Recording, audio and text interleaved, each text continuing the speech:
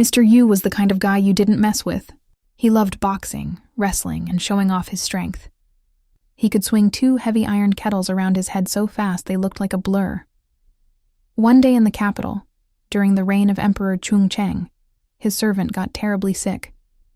Worried, Yu went to see a fortune teller in the marketplace, a man famous for predicting how long people would live. Before Yu could say anything, the fortune teller spoke. "You've come about your servant, haven't you?" Yu's eyes widened. "Yes, how did you know?" The fortune teller smiled coldly. "Your servant will be fine. But you, sir, you're the one in danger." He cast Yu's fortune, studying the numbers and signs. Then he looked up with grim eyes. "You have 3 days to live." Yu felt the world spin. 3 days? "But," the fortune teller continued smoothly, "I have magical powers. For 10 ounces of silver, I can save you." Yu stood there thinking. Life and death are already decided by fate, aren't they? How could money and magic change what's meant to be? It seemed like a scam. "No," Yu said. "I won't pay." The fortune teller's smile vanished. "You're refusing? Over such a small amount?" His voice turned dark. "I hope you won't regret this." Yu's friends grabbed his arm. "Just pay him. Empty your whole purse if you have to. Don't risk your life." But Yu shook his head and walked away. 3 days passed quickly. On the final night, Yu sat calmly in his inn room. He wasn't going to run or hide. He shut the door, lit a lamp, and placed his sword at his side. If death was coming, he'd face it with his eyes open. Hours passed. Nothing happened.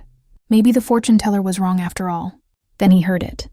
A scratching sound at the window. A tiny figure squeezed through a crack, no bigger than a mouse. But the moment it touched the floor, it shot up to full human height, carrying a spear. Yu grabbed his sword and slashed. The blade cut through, nothing but air. The creature shrunk down again, trying to escape through the window crack. Yu attacked furiously, blow after blow, until finally it fell. He lit the lamp and looked down, a paper man, cut to shreds. His heart pounded. He couldn't sleep now. He sat watching the window. Soon, something else crawled through. A hideous goblin. Yu attacked immediately, cutting it in half, but both halves kept moving, wriggling on the floor like worms. Terrified it would rejoin, he kept chopping until it stopped. When he examined the pieces, he found a clay figure, smashed to bits. He moved his chair right next to the window and stared at the crack. Then came the sound, like a bull's roar, but louder. Something massive slammed against the window frame. The whole house shook. The walls groaned. You thought the building would collapse on top of him. He couldn't fight trapped inside. He burst through the door. Outside stood a monster as tall as the house itself. Its skin was black as coal. Its eyes burned with yellow fire. It wore nothing but held a massive bow, with arrows at its waist. The creature fired an arrow. Yu's sword flashed, knocking it to the ground. Another arrow. Yu jumped aside.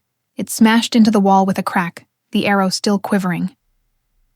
Now the demon drew a sword, huge, like a pillar of metal, and swung it in a screaming arc. Yu ducked. The blade missed him and hit the stone wall instead, cutting clean through it like paper. Yu saw his chance. He ran between the demon's legs and hacked at its back. The demon roared like thunder, spinning around, but Yu ran between its legs again. The demon's sword only caught his coat, tearing off a piece.